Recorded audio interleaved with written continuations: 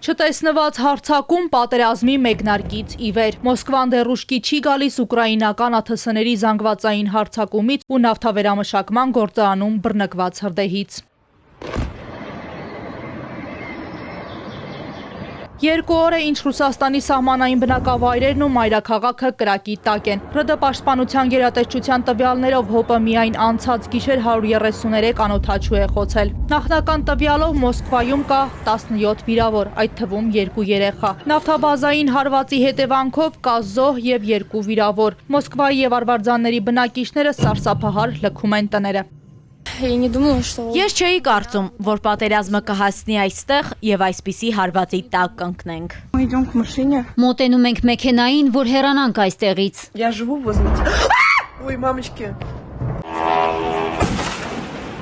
Ես ամբողջ մարմնով դողում եմ։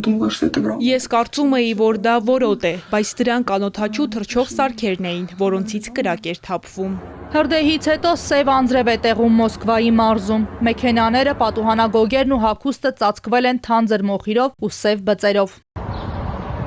Ռուսաստանի նախագահի մամուլի քարտուղար Դմիտրի Պեսկովը հայտարարել է, ձեռնարկվում են համապատասխան միջոցներ ԱԹՍ-ների հարվածների հետևանքները մեղմելու համար։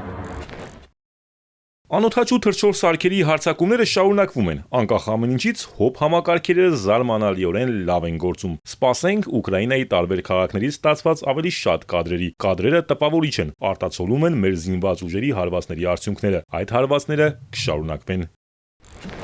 Մոսկվայի բոլոր օդանավակայաններում չեղարկվել եւ հետաձգվել է 527 չվերթ։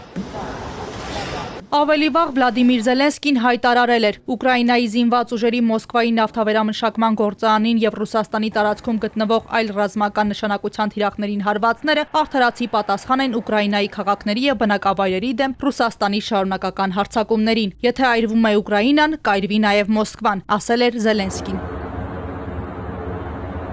Ռուսաստանի պատասխանը չի ուշացել։ Ռուսական զորքերը հրթիռակոծել են Կիևն ու Պոլտավան։ ՌԴ պաշտպանության նախարարությունը հայտնել է, որ օգտագործելով Գերանի հրթիռներ ոչնչացրել են Ուկրաինայի զինված ուժերի կարևորագույն էներգետիկ օբյեկտներից մեկը Խարկովի մարզի Զոլոչիևի մոտակայքում։ Նաև մաքրում են Կրասնի լիմանը, ստեղծելով կրակի թակարդ մնացած ուկրաինական ուժերի համար։ Մանուշակ Մելքոնյան, Էպիկենտրոն։